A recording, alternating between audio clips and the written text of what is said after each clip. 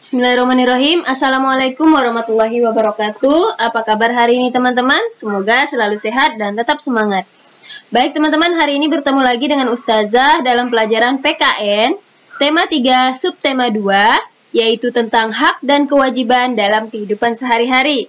Namun sebelum kita mulai pelajaran hari ini, marilah bersama-sama kita melafazkan basmalah. Bismillahirrahmanirrahim. Yang pertama, Ustazah akan menjelaskan tentang pengertian hak dan kewajiban. Apa itu hak? Hak adalah sesuatu yang mutlak milik kita. Jadi sesuatu yang mutlak milik kita, ya. Sesuatu yang mutlak berhak kita dapatkan. Sesuatu yang kita dapatkan. Kalau bahasa sederhananya itu hak itu adalah sesuatu yang kita dapatkan. Atau di sini Ustazah menggunakan bahasa hak adalah sesuatu yang mutlak milik kita. Nah, jadi ketika sesuatu itu milik kita tidak boleh diganggu-gugat oleh orang lain. Setiap manusia yang dilahirkan memiliki hak dasar, yaitu yang pertama adalah hak untuk hidup. Nah, ini adalah hak dasar ya teman-teman, ya, hak utama. Jadi setiap orang, setiap manusia itu berhak untuk hidup. Jadi ketika ada orang melakukan pembunuhan, ya, tindak pidana pembunuhan, maka orang tersebut akan melanggar hak asasi manusia karena dia sudah menghilangkan hak dasar seseorang, yaitu hak dasar untuk hidup. Hak yang kedua adalah hak dasar itu hak untuk mendapatkan perlakuan yang baik. Nah, jadi setiap orang berhak untuk mendapatkan perlakuan yang baik. Ketika kita memperlakukan seseorang dengan tidak baik, maka kita juga melanggar hak orang tersebut, ya, hak asasi manusia, namanya hak dasar. Oke. Kemudian untuk kewajiban adalah sesuatu yang harus dilakukan dengan penuh rasa tanggung jawab. Ada juga pengertian kewajiban yang lain, itu adalah yaitu sesuatu yang harus dilakukan oleh seseorang, apabila tidak dilakukan akan mendapatkan hukuman. Nah, itu kewajiban juga, bisa juga ya seperti itu, hampir sama. Berikutnya, nah di sini ada hak dalam menggunakan waktu, ya. Di sini ada sebuah bacaan. Siti selalu menggunakan jam untuk mengatur kegiatan. Siti bangun pagi pukul 5. Setelah ibadah dan mandi, Siti sarapan pagi. Siti berangkat sekolah pada pukul 6. Siti berangkat sekolah dengan berjalan kaki karena jarak dari rumahnya yang tidak terlalu jauh. Siti menempuh perjalanan 20 menit. Bel masuk sekolah jam 6:45. Siti hampir tidak pernah terlambat datang ke sekolah. Ia berusaha untuk disiplin datang tepat waktu ke sekolah. Siti pulang sekolah pukul 14. Ia langsung pulang ke rumah. Sesampainya di rumah, Siti istirahat. Pukul 16, Siti mandi. Setelah ibadah dan makan malam, Siti pun belajar. Ia belajar pukul 19 sampai 20.30. Ia mengerjakan PR, belajar untuk materi esok hari atau belajar untuk persiapan tes. Siti juga mengumpulkan tugas-tugasnya tepat waktu. Siti melakukan kegiatan sehari-hari dengan teratur. Ia belajar menjadi pribadi yang disiplin terhadap waktu. Nah, bacaan ini menggambarkan kepada kita adalah seorang Siti yang disiplin dalam menggunakan waktu, ya. Nah, di sini setiap orang itu berhak menggunakan waktunya untuk apa saja, ya. Semua orang berhak untuk menggunakan waktu untuk kegiatan sehari-hari. Namun dalam menggunakan waktu, ya, yang perlu diperhatikan dalam menggunakan waktu, kita harus pandai. Nah, kita harus pandai dan harus bisa mengatur waktu. Kapan kita bangun, kapan kita berangkat sekolah, kapan kita mulai belajar, itu harus diatur sedemikian rupa agar tercipta disiplin waktu. Jangan sampai ada waktu yang tidak seimbang, ya. Misalnya bangun pagi jam 10. Nah, itu waktu yang tidak seimbang. Nah, ketika kita sudah tidak disiplin dalam satu kegiatan, maka untuk kegiatan lain juga kemungkinan akan tidak disiplin, otomatis belajarnya akan mundur, makan siangnya juga akan telat. Seperti itu ya teman-teman ya. Oke, jika kita menggunakan waktu dengan teratur, maka kita akan menjadi pribadi yang disiplin terhadap waktu. Orang-orang hebat itu adalah orang-orang yang pandai menggunakan waktunya ya. Oke, berikutnya, nah, terkait dengan disiplin waktu ya, datang ke sekolah tepat waktu dan lain sebagainya. Nah, di sini Ustazah sudah menuliskan, sudah memberikan beberapa dampak datang ke sekolah tepat waktu. Nah, kalau kita datang ke sekolah tepat waktu itu, maka dampaknya apa sih? Yang pertama, kita tidak akan tergesa-gesa ya, kita akan santai. Nah, jadi kita berkendaraan juga santai. Beda kalau kita datangnya tidak tepat waktu, bisa jadi terburu-buru. Kemudian meningkatkan sikap disiplin, dapat melakukan aktivitas kegiatan sekolah, memiliki rasa tanggung jawab. Nah, kalau kita sudah datang ke sekolah tepat waktu, maka kita akan merasa tanggung jawab. Oh, ini waktunya saya untuk berangkat. Saya harus bersiap-siap, seperti itu.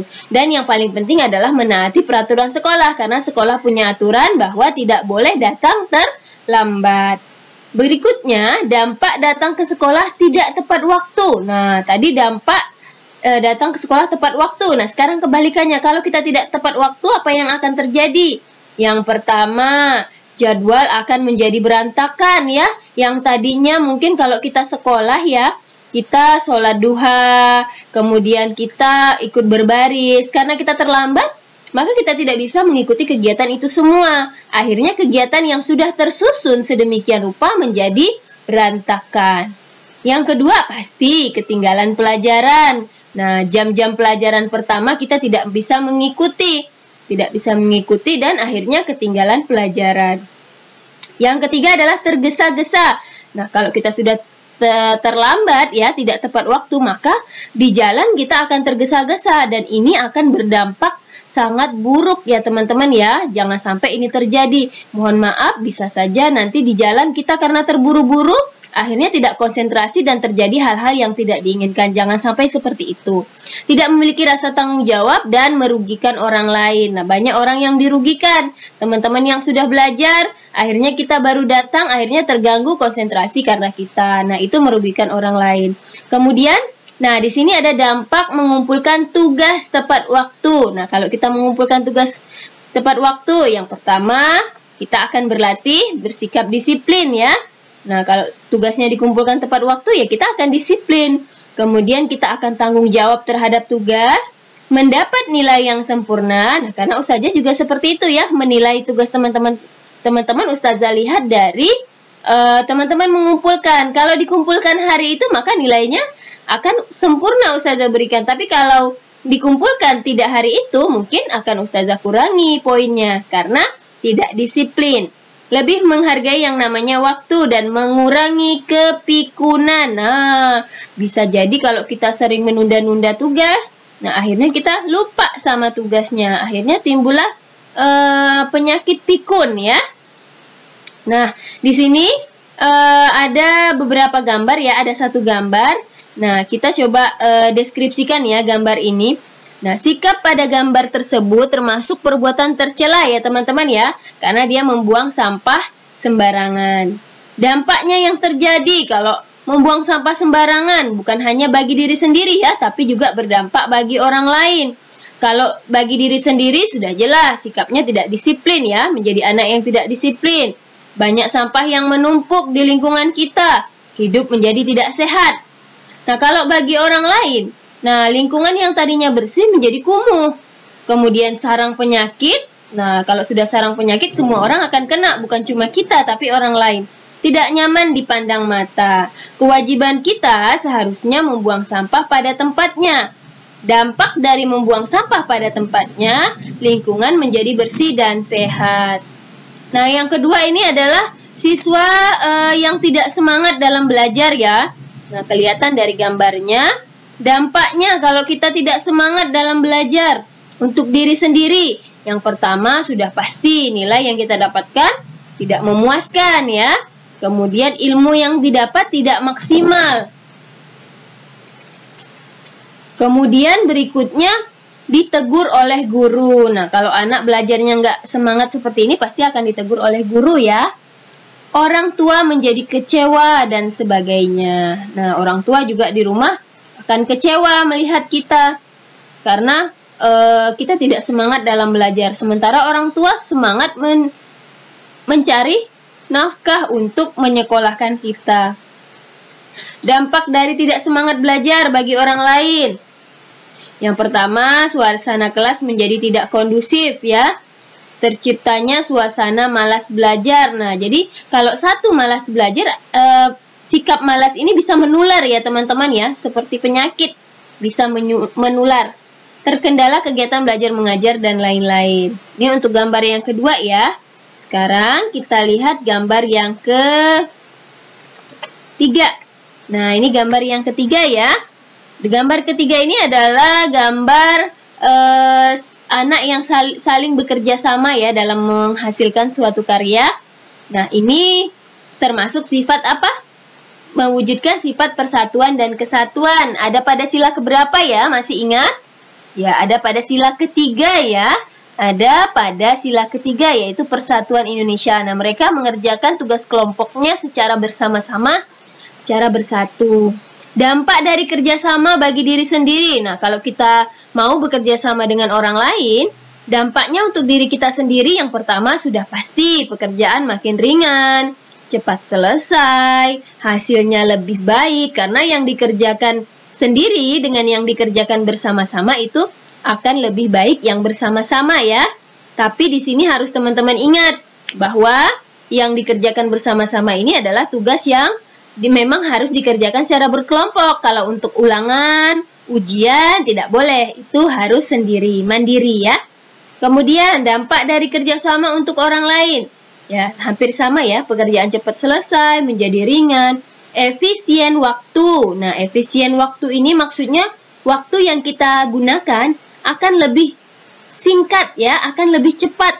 Yang tadi mungkin kalau kita mengerjakan sendiri bisa 1 jam, kalau dikerjakan bersama-sama bisa lebih singkat waktunya. Memupuk persatuan dan kesatuan dan saling menghormati.